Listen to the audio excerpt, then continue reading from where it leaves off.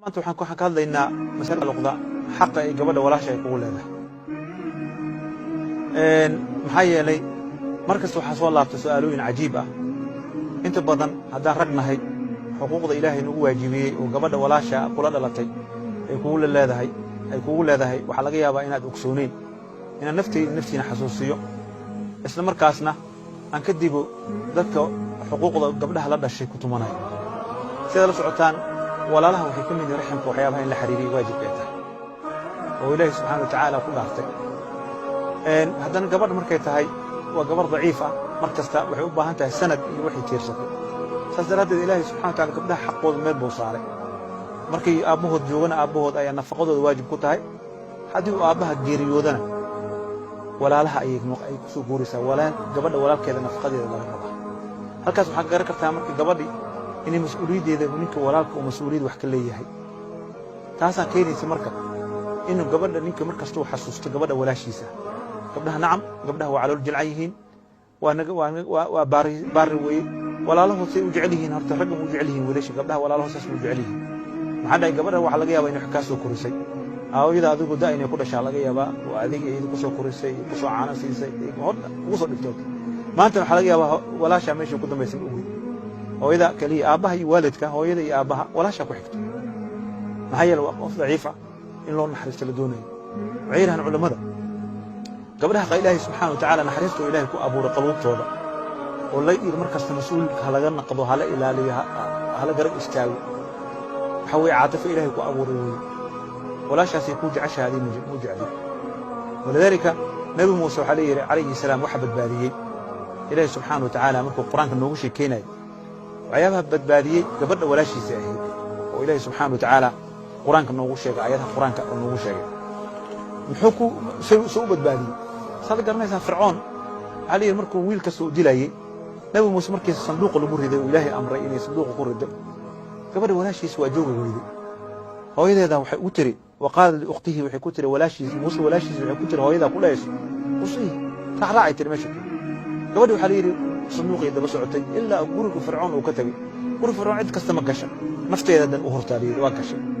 ay marka dambe ay tiri nanii sheegaa qof nin ka faala qaadayso idan sababta hooyadiis muuse ugu soo noqday gabar ay ahayd walidaalika ilaahi subxana wa tacaala oo qur-aanka noogu sheegay in gabadhaas tamshi ukhtuka nabiga gabadhaas qur-aanka lagu sheegay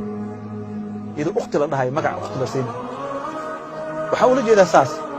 waxaa soo naqnaqatay inta badan dad su'aalo weydiinaya dhahay walaashay ma siin karaa zakada waa wax cajiib wey walaashaa maxaa inay sanad baaha inaad dimbaadu ogtahay haddii walaashaa ay faqiir tahay masruufkeeda adigu kugu waajibay ilahay ku saaray ninka ragga ah gabdhaha waa aragteen waa dadaalaan waxay leedahay nin inay guursanaa laga yaabaa walaalkeed ayay maanta dhan daba socotaa walidaalika waqtigii xajaaj ibnu yuusuf ayaa waxaa la yidhi gabar uu qabsaday wuxuu qabtay walaalkeed iyo wiilkeeda iyo ninkeeda qafaal ku qabtay markaas wuxuu ku yidhi kala dooro midaan kuu daynaa mid dooro waxay tiri nin waa la heli karaa tiri wiilna waa la dhali karaa laakiin walaal lama helaya tiri walaalkay ii dey markaas wuxuu ku yidhi kulligiina ii dey wiil xajaaj ibnu yuusuf sidii kutuba taariikhda ku qoran macnaha gabadha waa laga yaabaa sacrifice inuu samayso waa arkaysaa gabdho badan oo yurub hadda soo aaday aa arkaysaa inay shaqayso maxaa dhacay guursanin ee guurkeeda dib u naqatay oo guurka ka daahay ee inta ilaahay ilma sii lahaa maxay sacrifice-kaas dhan u samaysay dhibkaas waxay u samaysay walaalkeeda yarta inay soo dhoofiso talow ragga mowqafkaas idinka abaalka cala alaqal abaalkaas ma gudna annaga hadda aragnahay balse xuquuqda ilaahay nagu waajibiyey ayaa raba halkaa inaan ka sheego arag gabadha faa'iidada leedahay shareecada islaamka xuquuqda uu kugu waajibiyey inaad ogaato xadiiska abi saciid alqudri nabiga calayhi salaatu wasalaam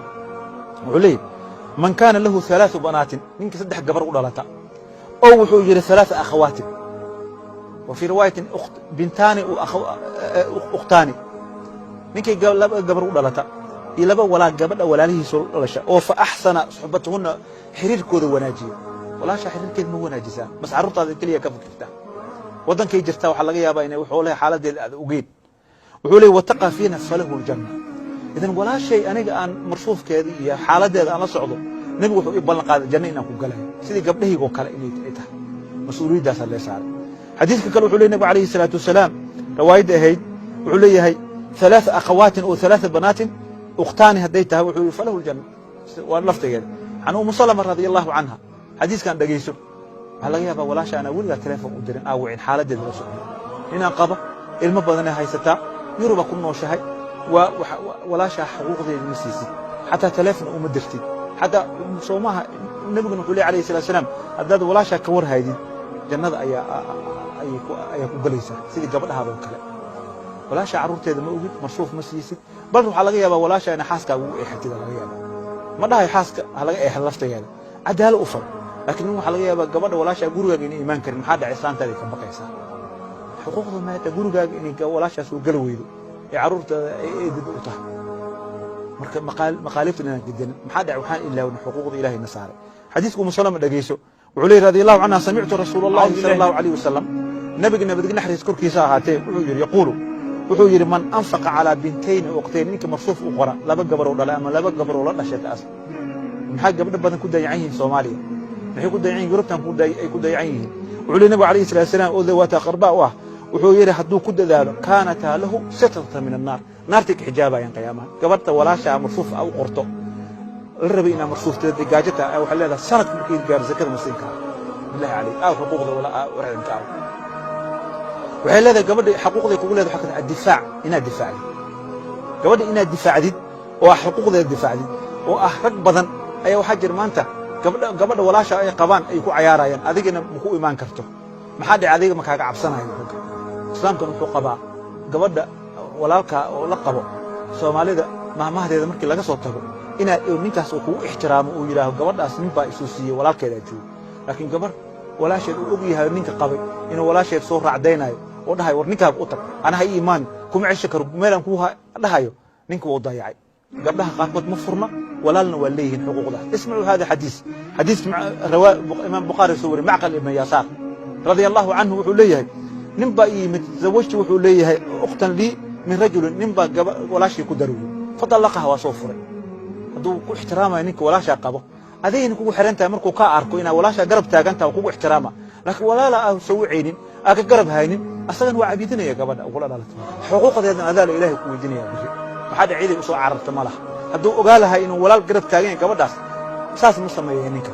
saas daraadeed macqal ibn xuurin baa gabar u dhisay aan ku dar waa soo furay xataa meelo tashin ma ku furnay markay ciidada dhameysatay ayuu wadan yimid wuxuu gabadha mar labaad isii ilaa markay ciidada dhameysatay rajactu wax malaha inuu doonto waliga doonto وكاس عوري الله والله زوجتك وانكو بوري وفرشتك وانكو فراش برجيد وكرمتك وانكو كرامي ولا شيء يكو آمني وصوفرتك والله أنا كسيني يمكن النبي يسكرتها عليه الصلاة والسلام نبي كم عيداني لكن كان هل وحبا لو إيدي ولالك حي قبل أيوة نك وربت نك إذا نكون نقطه قبل ولا لها قار وحاجة أيجنا نن إناك إسجعل oo israba inay isku laabtaan wuxuu leeyahay ninkaas mar uu xumeeyay aniga wax ii sameeyay ma ku naqan kartid ma arki karo diinta ma qabto haddii walaasha ay raali ka tahay ninkan ay ku keensatay ee ku tiri ana raali ka xaq uma lidna u diidin walidalika aayad quraan ku soo degtay macqal ibn yasaar markuu saayiri ay ninka gabadha u diiday ilaahay subhanahu wa ta'ala wuxuu aayad quraan ku soo diray fala ta'dhuruhunna an yakahna azwajuhunna war gabdhaha walaalihiina haddii ninkooda rabaa inay ku naqdaan hada u diidina leeyahay nabiga uu yeeray aayada soo degtay macqal ibn yasaar markaas uu dhaha الآن يا رسول الله هذا أنقله لكن نبي كم عنا معقل ابن يسار ما ده محنك وجديد حياة جرب كلها لكن ولا شيء سانك لا صفة عرفت إن المهد ولا عرفت إن كذا مركز ولذلك ولا لو حجر قبل ولا شيء لقوا جرس لايه وده نكاس إنه مانع حمي نكاس وحي سمي محاكم حمي قبل ولا شهادات أموري عضلي إله القرآن كوادي ولي العاضد شرع الإسلام كفقه وحقبة هذا نك أباه ده حتى قبل يسنو جوري ربن أو سبب أو شيء أسوي جو على مهرنا الصغر ولايد ولا قاضي يا سودان كقاضي تضحينا وسمي واجب موتا ولا شيء نفترض إنه ترى هذا إنه كهرتد ولا شيء درادين اسمه الحديث كجابر جابر بن عبد الله أبي سعد قال قولت عبد الله وفوق كتجي على الله تجابر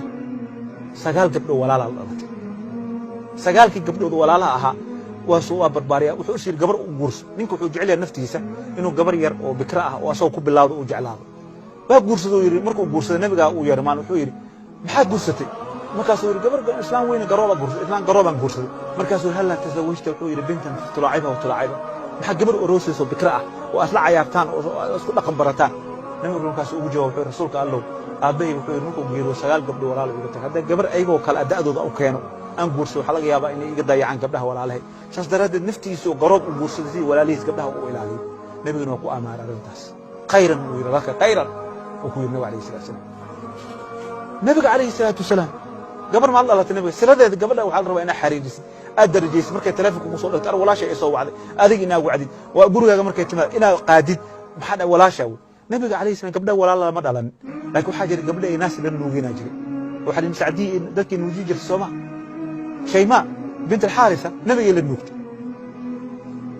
nabiga ma ogso dagaalkii oo bani Sacd markii la galay alla soo qabta qafaash dadka la qafaashay ee gashay Shayma wala soo qafaalay markaas markii nabiga aragtay wuxuu ku tiri yaa rasuulullah inni ukhtaka min ar-radaa'a rasuulku naas isla nuugtay walaasha ay aniga naaska isla nuugteen nabiga waa yaabay gabadhii dadka la soo qafaasho oo maxabiista ahaa gabar walaashiisa ku jirtay nabiga alayhi markaas wuxuu yiri wama calaamatik maxay tuu yiri calaamada ayna walaalka ah maxaa ku cadeynaysaa markaas wuxuu tiri dhabarkaaga fiiri tir qaniinshada aniga oo yar oo isla ciyaareyno naas markii isla nuugayeen dhabarka ka qaniina kugu yeelay tiri nabiga waxa xasuusay qaniinadu arkay nabiga waa isceli waayay markuu ugu horeysay wuxuu qabtay go'iisa oo firaash wuxuu dhulka u firaashay walaashiisa wuxuu yiri kaalay horta dhulka ka kacuur go'ayga ku firay markaas uu offer siiyay wuxuu u bandhigay adigina walaasha maxaa siisaa walaasha ninki qabaa dayaca laga yaaba mana qabno mana yeel marman uu maqantin walaasha faqiir ku tahay dadka kala marsuuf adigina inta aad ruqtaada ku marsuufata ma siisid wax ma siisid waajibka ilaahay ku saarmiyad ogsooneen nabiga markuu u firaash gabadhii uu u yeeray Shayma wuxuu ku yiri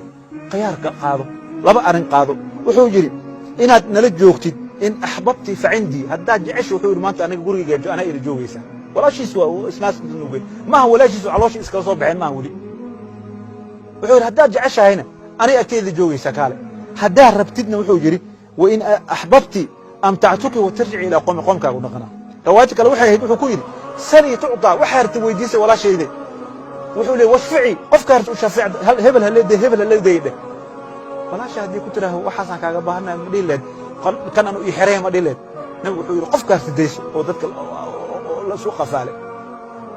waxay tir rasuulka Allah aniga walaalkayo waxaan rabaa tir ehelkayga ku noqon waxa la yiri wiil gulaam adoon iyo gabar kale jaariyad adoomadu si wuxuu kan sahay ka dhigo uu ku sii gabadha miiraasay ku walaal dhaxalkeeda raga dhaco gabdhaha maanta markay nala soo waco waxay leeyihiin gabdhaha aniga waa ka talaalusay wiilasha ugu tanaasul maxay ugu tanaasul xaqeed maxaa wiilku xor waa inuu dhaco xaqeed inuu dhaco raba nattaqi Allah fi akhwatina akhwani